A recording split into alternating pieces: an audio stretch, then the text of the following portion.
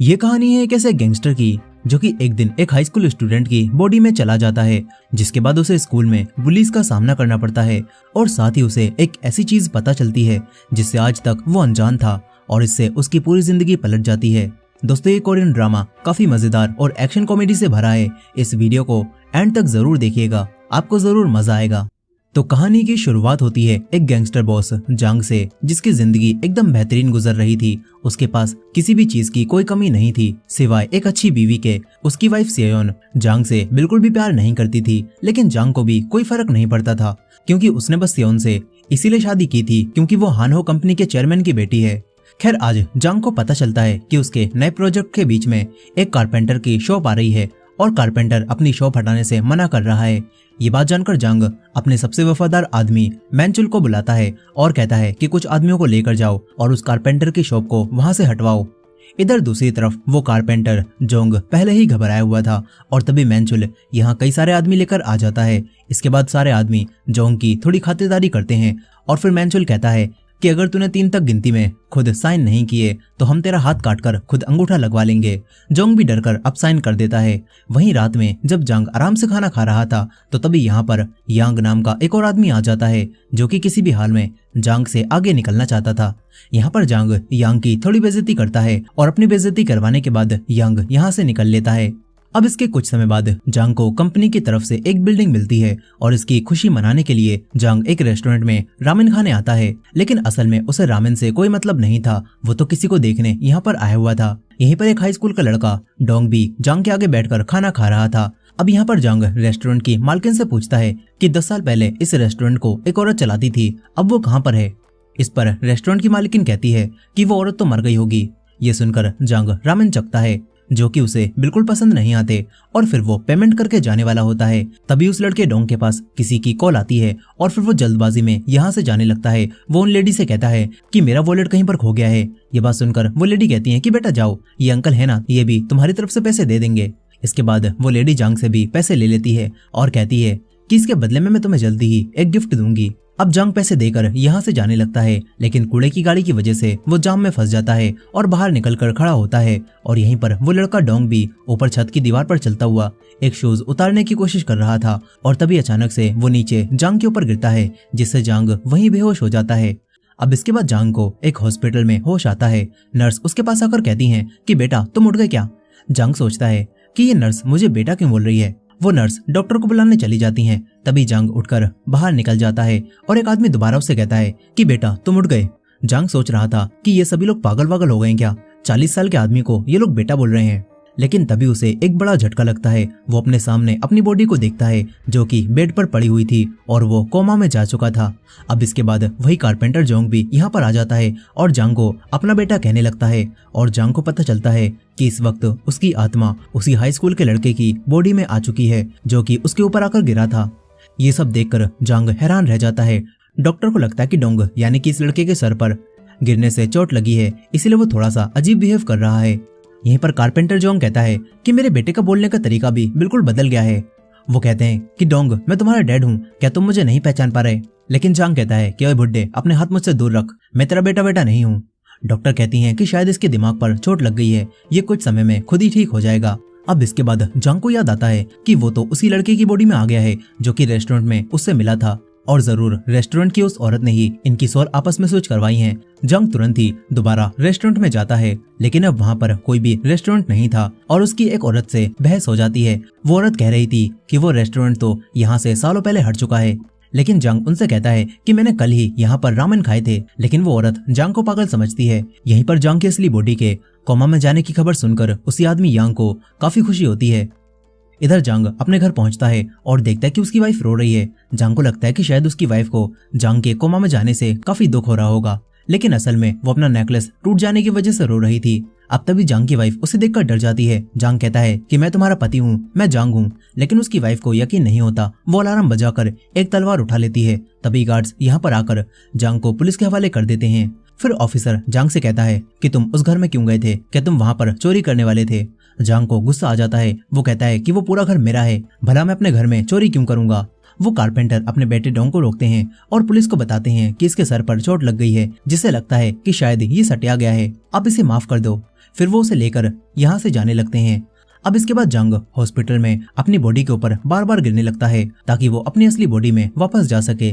तभी जंग का वफादार आदमी मैंजुल यहाँ पर आता है, लेकिन वो ये देखकर सोचता है कि शायद वो किसी कपल के रूम में आ गया, इसीलिए वो वापस जाने लगता है। लेकिन उसे याद आता है कि ये तो उसके बॉस का रूम है। वो अंदर आकर कहता है कि तू मेरे बॉस के साथ क्या कर रहा है। मैंजुल पहचान जाता है कि ये तो वही मोटा है जिसने मेरे बॉस के ऊपर गिरकर उन्हें कोमा में पहुंचा दिया।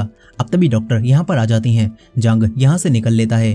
फिर वो कारपेंटर जोंग के साथ उनके घर पर आ जाता है। यहाँ पर जोंग ने अपने बेटे के लिए ढेर सारा खाना बनाया था, लेकिन इतना खाना देखकर जंग कहता है कि मैं इतना सारा नहीं खा सकता। मगर थोड़ा सा चखने के बाद ही उसे कुछ होता है और जब उसकी आंख खुलती है तो सारा खाना उसने खत्म कर दिया था। इसके बाद जोंग कहता है कि बेटा अब तुम आराम कर लो, हम कल स्कूल जाएंगे और उसके बारे में बात करेंगे। इसके बाद जंग इस लड़के डोंग के रूम में आ जाता है। फिर अगले दिन ये दोनों स्कूल में जाते हैं। जंग बॉस की तरह बैठ जाता है और अपने एटीट्यूड को बिल्कुल भी कम नहीं करता।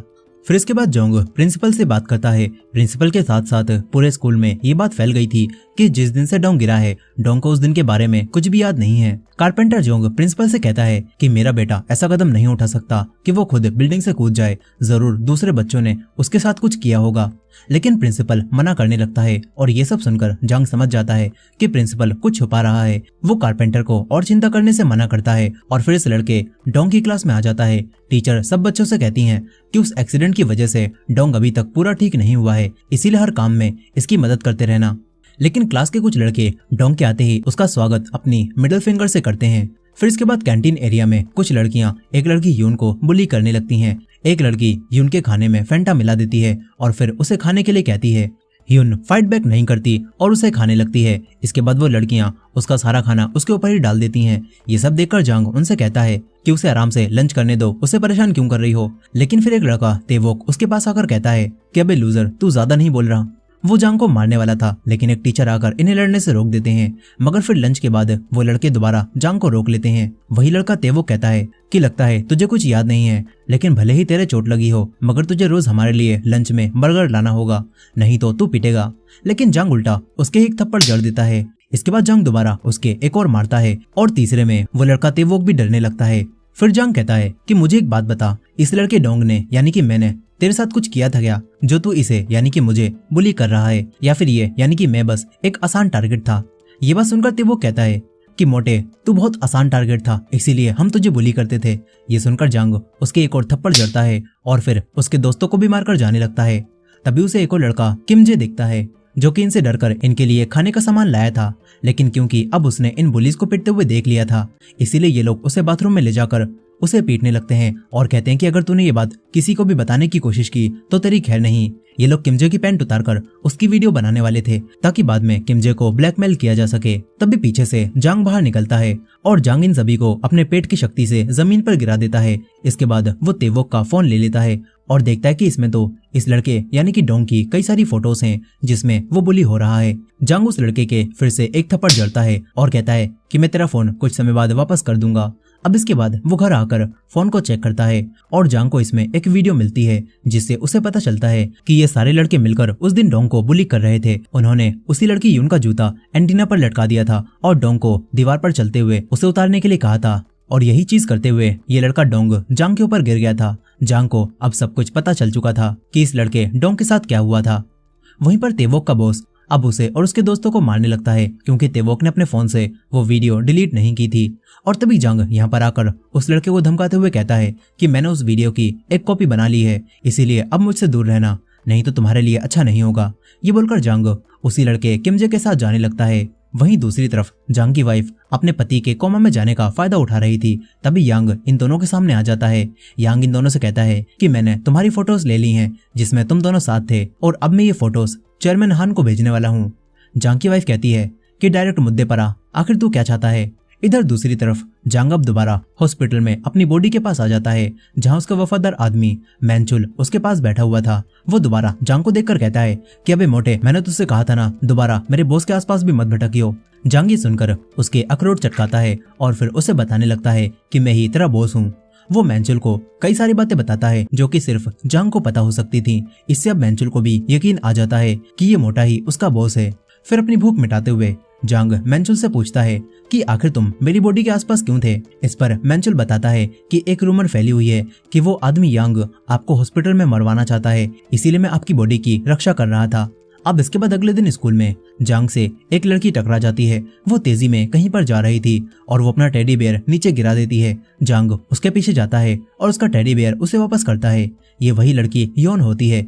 वो कहती है कि डोंग, तुम्हारी याददाश्त सच में चली गई क्या? तुम मुझे पहचान भी नहीं रहे। अब तभी इस लड़की यून की माँ यहाँ पर आ जाती हैं। जांग उन्हें देखकर हैरान रह जाता है क्योंकि असल में ये औरत मीसुन जांग का पहला प्यार थी। मीसुन जांग को देखकर कहती है कि अरे बेटा डोंग, ये तो तुम ही हो ना, तुम कितने बड़े हो गए हो। जांग कहता है कि मीसुन तू यहाँ पर क्या कर रही है। ये सुनकर मीसुन उसकी एक लगाती है और कहती है कि तुझे बात करने की तमीज नहीं है क्या? तुम इतने छोटे होकर मुझे मेरे नाम से बुला रहे हो। मीसुन उसे मारने लगती है और यहाँ से भगा देती है।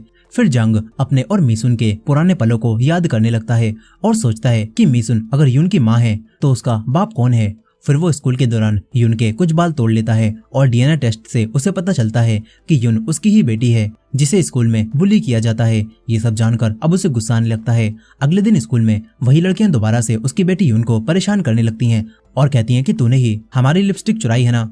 वो उसका बैग चेक करती हैं। ये देखकर जांग कहता है कि तुम्हारी लिपस्टिक मैंने चुराई थी, वो मुझे चाहिए थी, लेकिन वो मुझे पसंद नहीं आई, इसीलिए मैंने उसे फेंक दिया। इस तरह जांग यून को बचा लेता है, लेकिन वो देखता है कि उसकी बेटी रो रही है। इसीलिए अब जांग मेंचुल को उन्हीं लड़कियों की फोटो दिखाकर कहता है कि इन लड़कियों ने मेरी बेटी को परेशान किया है, इन्हें अच्छा सबक सिखाओ और इनकी कई सारी हड्डियां तोड़ दो। लेकिन मेंचुल कहता है कि बॉस, हम ऐसा नहीं कर सकते, ये तो हाई स्कूल की लड़कियां हैं और ये हमसे कितनी छोटी भी हैं। शायद यून को ये बात खुद ही स्कूल में संभालनी चाहिए। ये बात जानकर अब जांग मिसुन से बात करता है। मिसुन नहीं जानती थी कि इस लड़के के अंदर उसके पहले प्यार की आत्मा है। वो इसे डोंग ही समझ रही थी। जांग उसे सब बताता है और कहता है कि टीचर्स भी बुलिंग को इग्नोर कर रहे हैं। मिसुन परेशान होने लगती है। उसे समझ नहीं आता कि उसे क्या करना चाहिए। वो कहती है कि ये सारी गलती उस आदमी जांग की है। उसे कोई अंदाजा भी नहीं होगा उसकी बेटी और मैं किन चीजों से गुजर रहे हैं। अब अपने आप को बुरा भला सुनकर जांग कहता है कि तुम चिंता मत करो, मैं स्कूल में सब संभाल लूंगा। वहीं जांग की वाइफ अब यांग के साथ मिल चुकी थी। वो अपने डैड यानी कि चेयरमैन को बताती है कि जांग ने 3 बिलियन वॉन का घोटाला किया है। वो चेयरमैन हान को कुछ पेपर्स भी दिखाती है। इधर जांग अब डिसाइड करता है कि उसे अपनी बेटी को बचाना होगा, साथ ही उसे इस लड़के की बॉडी को भी शेप में लाना होगा। इसलिए अब जांग जिम में प्रैक्टिस करने लगता है और मिसुन ने यून को भी यहाँ भेज दिया था, लेकिन यून कहती है कि मैं तुम्हारे साथ यहाँ पर फाइटिंग की प्रैक्टिस नहीं करने वाली। वो जाने लगती है, मगर मेंचुल इनका नया टीचर बनकर उसे रोक लेता है और फिर इन दोनों को फाइटिंग की ट्रेनिंग देने लगता है। कुछ ही दिनों में यून बहुत अच्छी फाइटर बन जाती है और साथ ही जांग भी अपना वजन घटाकर शेप में आ जाता है। वो स्कूल में जाता है और स्कूल में सारी लड़कियां उसका नया रूप देखकर हैरान रह जाती हैं और लड़कियों के साथ साथ उसे लड़के भी देख रहे थे। इसके बाद स्कूल से जांग यून के साथ उसके घर पर आता है, जहां उसे अपनी बेटी की कई सारी फोटोज मिलती हैं। वो उसके बचपन की एक फोटो को देखकर अपने फोन में एक फोटो ले लेता है। इधर कारपेंटर जोंग मेहनत से काम करने के बाद अपनी सैलरी लेकर घर जाने लगते हैं, मगर बीच रास्ते में ही कुछ आदमी इन्हें घेर लेते हैं। कारपेंटर जोंग ने इन आदमियों से 2 साल पहले पैसे उधार लिए थे और अब ये आदमी जोंग से पैसे लेने के लिए उन्हें मारने लगते हैं। तभी यहाँ पर जांग आ जाता है। जांग ये देखकर इन आदमियों से फाइट करने लगता है, लेकिन उसके डैड उसे पकड़ लेते हैं और सारी मार खुद खाते रहते हैं। फिर इन आदमियों का बॉस कहता है कि तुम्हारे पास सिर्फ 1 हफ्ते का टाइम है, 1 हफ्ते में मुझे 80 मिलियन वॉन लाकर देना। ये बोलकर वो चले जाते हैं। जांग देखता है कि कारपेंटर जोंग तो बेहोश हो चुके हैं। अब इसके बाद मेंचुल अकेले ही उन आदमियों के अड्डे पर पहुंच जाता है। मेंचुल अकेले इन सभी से फाइट करता है और इनकी हड्डी पसली चटकाने के बाद वो इनसे कहता है कि उस कारपेंटर जोंग ने 2 साल पहले तुमसे 5 मिलियन लिए थे ना, और अब तुम उससे 80 मिलियन मांग रहे हो। उसका कर्जा कम कर दो, नहीं तो तुम्हारे लिए अच्छा नहीं होगा। वो आदमी भी डरकर मेंचुल की बात मान लेता है। इधर जांग कारपेंटर जोंग के लिए अपने हाथों से खाना बनाता है और ये देखकर जोंग को काफी खुशी होती है कि उनके बेटे ने उनका इतना ख्याल रखा। वो बताते हैं कि मुझे उन आदमियों की कॉल भी आई थी, उन्होंने मेरा कर्जा घटा दिया है। अब इसके बाद स्कूल में जांग अपनी बेटी की फोटो देखकर खुश हो रहा था। यहीं पर वो लड़कियां दोबारा अब यून के पास आकर उसे परेशान करने लगती हैं, लेकिन इस बार यून उनसे नहीं डरती। वो उन्हें पकड़कर मारने लगती है और इन लड़कियों को धमकाकर चली जाती है। जांग को ये देखकर काफी खुशी होती है कि उसकी बेटी भी बिल्कुल उसकी तरह है। अब इसके बाद वो मिसुन के रेस्टोरेंट में जाकर उन्हें सारी बातें बताता है, जो जानकर मिसुन भी काफी खुश होती हैं और उसे रामेन खिलाती हैं। मिसुन कहती है कि तुम्हें इस तरह खाते हुए देखकर मुझे किसी की याद आ गई। वो कहती है कि आजकल तुम मुझे यून के डैड की याद दिला रहे हो। अब तभी कुछ कस्टमर्स मिशन को छेड़ने लगते हैं। ये देखकर जांग को गुस्सा आ जाता है। वो उस आदमी के पास जाकर उससे बहस करने लगता है और बात हाथापाई पर आ जाती है। जांग मिशन को किचन में भेजता है और फिर अकेले इन लोगों को बचाने लगता है। वो एक आदमी को पकड़कर कहता है कि तूने मेरी औरत को हाथ भी कैसे लगाया। जांग उसे बुरी तरह मारने लगता है। मिशन बाहर आकर उसे रोकती है और कहती है कि इस तरह तो ये आदमी मर जाएगा। फिर वो कहती है कि आखिर तुम कौन हो और तुम मुझे बार बार अपनी औरत क्यों बोल रहे हो। इसके बाद जांग उसे सब बताता है कि उसकी आत्मा इस लड़के की बॉडी में आ गई है, लेकिन मिशन को इन बातों पर जरा भी यकीन नहीं हो रहा था। ये सुनकर जांग उसे बताने लगता है कि तुम्हारे पेट के साइड में एक तिल है और अगर तुम चाहो तो मैं तुम्हें इससे भी ज्यादा प्राइवेट बातें बता सकता हूँ जो कि सिर्फ मैं ही जानता हूँ। ये बात सुनकर मिशन घबरा जाती है। फिर वो पूछती है कि बताओ हम पहली बार कहाँ पर मिले थे और हमारा ब्रेकअप कहाँ पर हुआ था। जांग उसे सब बताता है और कहता है कि जब तुम मुझसे आखिरी बार मिलने आई थी तो तुमने मुझे बताया क्यों नहीं कि तुम प्रेग्नेंट हो। मैं तुम्हें कभी भी नहीं छोड़ता। मिशन को यकीन हो जाता है कि यही जांग है। वो कहती हैं कि अब तुम वापस क्यों आए हो और यून तुम्हारी बेटी नहीं है, मैंने अकेले उसे पाला है। आखिरकार तुम अब भी गैंगस्टर हो, इसी वजह से तो मैंने तुम्हें छोड़ा था। मिशन जांग को यहाँ से जाने के लिए कहती है। जांग को भी मजबूरी में यहाँ से जाना पड़ता है। तभी मिशन उस दिन को याद करने लगती है जब वो जांग से आखिरी बार मिलने गई थी। वो जांग को सच बताने वाली थी, लेकिन जांग ने ही उसे पहले छोड़ दिया था क्योंकि उसकी शादी चेयरमैन की बेटी से हो रही थी, जिससे उसे ढेर सारे पैसे मिलते। ये सब याद करके अब मिशन को गुस्सा आ जाता है। फिर अगले दिन स्कूल में जांग यून के साथ बैठा हुआ था। तभी एक अमीर लड़का यून के पास आकर कहता है कि क्या आज तुम मेरी बर्थडे पार्टी में आओगी। वो यून को इनवाइट कर रहा था और ये देखकर यून तो हैरान रह जाती है क्योंकि यून इस लड़के को पसंद करती थी। और जैसे ही जांग को इस बात का एहसास होता है कि उसकी बेटी इस लड़के को पसंद करती है, जांग यहाँ से उठकर चला जाता है। वही मिशन अब भी ख्यालों में खोई हुई थी और तभी जांग उसके पास मैसेज करके उसे मिलने के लिए बुलाता है। इधर अगले दिन यून उसी अमीर लड़के के विला में पार्टी में आ जाती है। यहीं पर जांग का स्कूल का दोस्त भी उन्हीं गुंडी लड़कियों के बीच में फंस चुका था और तभी वो लोग बात करती हैं कि आज तो यून गई, उसे पता भी नहीं होगा कि आज उसे पार्टी में क्यों बुलाया गया है। जांग का दोस्त ये सारी बातें सुन लेता है। इधर मिशन अब जांग से मिलने आ जाती है। जांग मिशन से मिलकर उसे समझाने लगता है कि जो उसने पास्ट में मिशन के साथ किया उसके लिए वो शर्मिंदा है और अब वो मिशन के साथ रहना चाहता है, लेकिन मिशन नहीं मानती और कहती है कि ये मुमकिन नहीं है और तो और तुम पहले से शादीशुदा हो। आसपास के लोग ये सुनकर हैरान होते हैं कि ये बच्चा इतनी सी उम्र में शादीशुदा है और इसका अफेयर भी चल रहा है। मिशन अब जाने लगती है। तभी जांग उसे रोककर किस करने लगता है और ये देखकर मिशन उसके एक थप्पड़ मारती है। आसपास के लोग सदमे में पहुंच चुके थे कि आखिर ये सब क्या चल रहा है। मिशन अब जांग को पकड़कर पुलिस के पास ले जाने लगती है। जांग उससे माफी मांगता है। तभी उसके पास उसके स्कूल के दोस्त की कॉल आती है जो कि बताता है कि शायद आज यून खतरे में है। और ये बात जानकर जांग अब कार चलाते हुए यून की क्लास की उन्हीं लड़कियों से लोकेशन पूछता हुआ पार्टी में जाने लगता है। इधर वो अमीर लड़का यून को जबरदस्ती ड्रिंक पीने के लिए कहता है। यून नहीं मानती और तभी वो अपना असली रूप दिखाता है और कहता है कि मैंने तुम्हें ऐसी पार्टी में ऐसे ही नहीं बुलाया।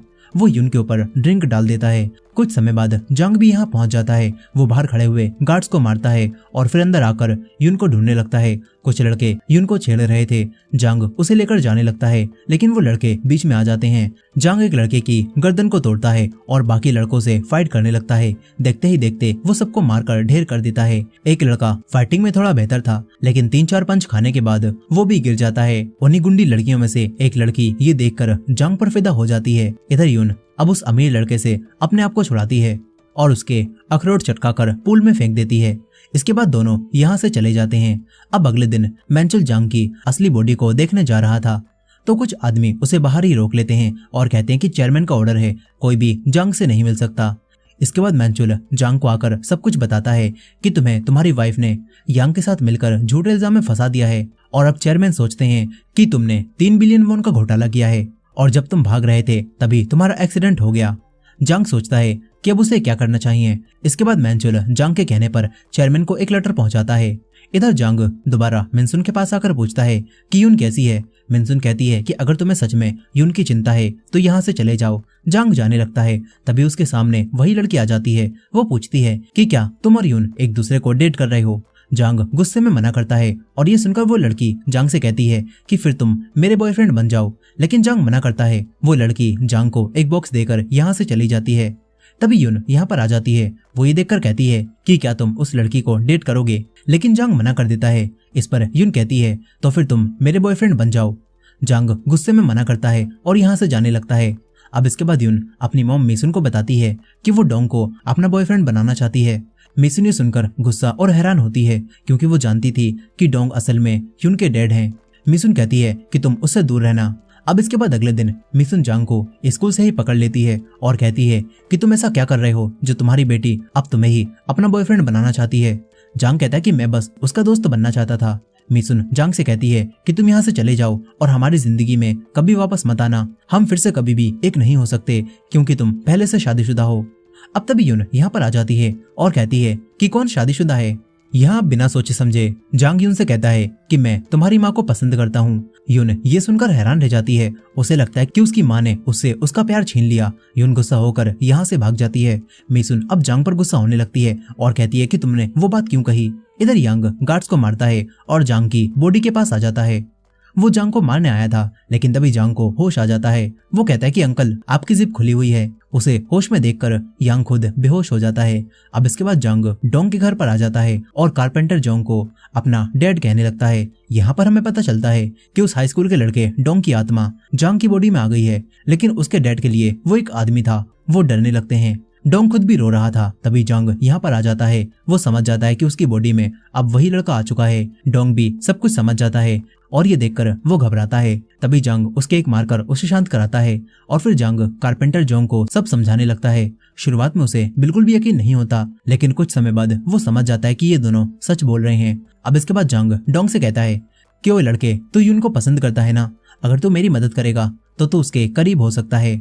इधर जांग की वाइफ यांग के ऊपर गुस्सा हो रही थी क्योंकि वो जांग को नहीं मार पाया। यांग कहता है कि चिंता मत करो, मैंने अपने आदमियों को काम पर लगा दिया है, वो जल्दी ही जांग को ढूंढ लेंगे। अब तभी एक आदमी आकर बताता है कि हमें पता चल गया है जांग कहाँ पर गया है। इधर जांग उसी लड़के डोंग के साथ मिनसुन के पास आता है और डोंग अब जांग बनकर मिनसुन से बात करता है और झूठ बोलता है कि हमारी सोल्स फिर से वापस हमारे अपने अपने शरीर में आ गई हैं। इसके बाद डोंग जांग के बताए तरीके के मुताबिक मिनसुन से माफी मांगने लगता है, लेकिन तभी यांग अपने आदमियों के साथ यहाँ पर आ जाता है। ये देखकर डोंग डर कर रोने लगता है। मिसुन भी सब समझ जाती है। अब इसके बाद जांग उन दोनों को किचन में भेजता है और डोंग से मिसुन को अंदर ही रखने के लिए कहता है। इसके बाद जांग इन गुंडों से फाइट करने लगता है। यांग को लगता है कि ये कोई हाई स्कूल का लड़का है, इसलिए यांग उसे सीरियस नहीं लेता, लेकिन जांग देखते ही देखते सारे आदमियों को निपटा देता है। तभी यांग अपने सबसे ताकतवर आदमी को फाइट के लिए भेजता है। जांग और उसके बीच में काफी देर तक फाइट होती रहती है, जिसमें आखिरकार जांग उसे मारने लगता है, लेकिन तभी यांग पीछे से उसके ऊपर हमला करके उसके गले पर चाकू रख लेता है और कहता है कि जांग बाहर आ। लेकिन तभी मिसुन बाहर आती है। वो सिलेंडर को चालू करके लाइटर को हाथ में पकड़ लेती है और कहती है कि अगर तुम 3 तक गिनती में यहाँ से नहीं गए तो मैं आग लगाकर हम सभी को मार दूंगी। यांग काफी डर जाता है और मौके का फायदा उठाकर जांग दोबारा उसे मारने लगता है, लेकिन मिसुन उसे लड़ने से मना करती है। तभी यांग अपने आदमियों के साथ यहाँ से भाग जाता है। जांग अब मिसुन के पास आकर सिलेंडर को बंद करता है और उसके हाथ से लाइटर ले लेता है। मिसुन भी काफी डरी और अंदर से दुखी थी। तभी डोंग भी बाहर आ जाता है। मिसुन अब असली जांग को दूर करके डोंग से बात करने लगती है। वो जांग की बॉडी के सामने वो सारी बातें कहती है जिन्हें इतने सालों से वो अपने दिल में दबा कर बैठी हुई थी। मिसुन उससे कहती है कि मुझे तुम्हारी बहुत याद आती थी और आखिरकार तुम 17 सालों बाद वापस लौट आए हो।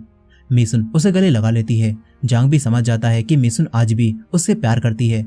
अब इसके बाद जांग की कंपनी के चेयरमैन अपनी बेटी को बुलाते हैं। चेयरमैन हान को जांग के भेजे हुए उसी लेटर से पता चल चुका था यांग के साथ मिलकर उसे फंसाना चाहती है और असल में जांग ने पैसों का कोई घोटाला नहीं किया। चेयरमैन अपनी बेटी से कहते हैं कि ये लेटर उसने एक्सीडेंट से पहले लिखा था और हमने राइटिंग भी चेक करवाई और ये राइटिंग बिल्कुल जांग की है। ये सुनकर वो कहती है कि ऐसा कैसे हो सकता है, मैंने तो एक्सीडेंट के बाद ही यांग के साथ हाथ मिलाया था। इससे चेयरमैन समझ जाते हैं कि उनकी बेटी उन्हें धोखा दे रही है। साथ ही उन्हें अपनी बेटी के अफेयर के बारे में भी पता चल चुका था। इधर अब जांग डोंग को पूरी स्क्रिप्ट समझाकर चेयरमैन के सामने इसके अकॉर्डिंग ही बोलने के लिए कहता है। इसके बाद वो लड़का डोंग जांग बनकर चेयरमैन के सामने आ जाता है। असली जांग कार में बैठकर रेडियो के जरिए डोंग को सब बता रहा था। अब तभी चेयरमैन अपनी बेटी को अपने पैसों में से 1 भी रुपया देने से मना करने लगते हैं। इससे गुस्से में आकर उनकी बेटी उन्हें बताती है कि जांग की भी एक बेटी है और उसका भी एक औरत के साथ अफेयर चल रहा है।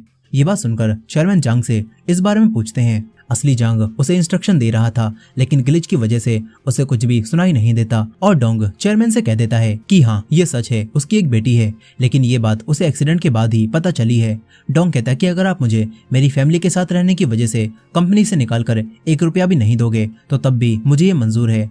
चेयरमैन भी उसके ऊपर गुस्सा नहीं करते और ये देखकर जांग की वाइफ यहाँ से चली जाती है। अब इसके बाद चेयरमैन जांग से कहते हैं कि तुम जैसा चाहो वैसा कर सकते हो। डोंग अब खुश होकर यहाँ से जाने लगता है। बाहर असली जांग ये देखकर काफी खुश होता है कि डोंग ने सारी बातें संभाल ली, लेकिन अब तभी उसकी वाइफ गुस्से में आती है और इन्हें ठोकने वाली होती है। जांग डोंग को धक्का देकर खुद गाड़ी के सामने आ जाता है, जिससे जांग काफी जख्मी हो जाता है। उसे तुरंत ही हॉस्पिटल ले जाया जाता है, जहाँ मिसुन और यून भी पहुंच जाते हैं। यहाँ पर यून जांग की असली बॉडी को देखकर कहती है कि माँ, ये मेरे डैड है ना, आपने इनकी फोटो को मुझसे छुपा कर रखा था, लेकिन मैंने वो फोटो देख ली थी। यहाँ पर असली जांग जो कि डोंग की बॉडी में था वो कहता है कि हाँ, मैं तुम्हारा डैड हूँ। यून परेशान होने लगती है और सोचती है कि ये क्या चल रहा है, कहीं मेरी माँ ने सच में मेरे दोस्त से शादी तो नहीं कर ली ना। अब तभी बात करते हुए असली जांग बेहोश हो जाता है और इसके साथ ही जांग की बॉडी में मौजूद डोंग भी बेहोश हो जाता है। फिर कुछ समय बाद जांग को ऑपरेशन रूम में होश आता है, जहाँ उसके सामने उसी रेस्टोरेंट की मालकिन होती है। इससे जांग समझ जाता है कि सोल्स स्विच करवाने में इसी लेडी का हाथ था। वो लेडी अब जांग को सोने के लिए कहती है। अब इसके बाद कहानी 6 महीने आगे जाती है, जहां डोंग अब अपनी असली बॉडी में वापस आ चुका था। वो हॉस्पिटल से डिस्चार्ज होकर स्कूल आता है तो सारे बच्चे उसकी तारीफ करने लगते हैं, क्योंकि स्कूल के सारे बुलीज ने डोंग के डर की वजह से स्कूल छोड़ दिया था और अब डोंग और यून स्कूल के नए हीरो बन जाते हैं। उसी गैंगस्टर यांग को भी पुलिस ने पकड़ लिया था और असली जांग भी अपनी बॉडी में लौटने के बाद गुंडागर्दी छोड़कर मिसुन के साथ रहने लगा था। साथ ही कारपेंटर जोंग और मैंचुल भी इन्हीं के साथ काम करने लगे थे और इसके साथ ही जांग अपनी बेटी के साथ अच्छा समय बिता रहा था। और इसी हैप्पी एंडिंग के साथ ये मूवी यहाँ पर खत्म हो जाती है। दोस्तों, आपको ये मूवी कैसी लगी कमेंट करके जरूर बताइएगा, और ये वीडियो पसंद आई हो तो वीडियो को लाइक करके हाइप कर दीजिएगा, और हमारे चैनल पर नए हैं तो चैनल को सब्सक्राइब भी कर लीजिएगा। मिलते हैं नेक्स्ट वीडियो में।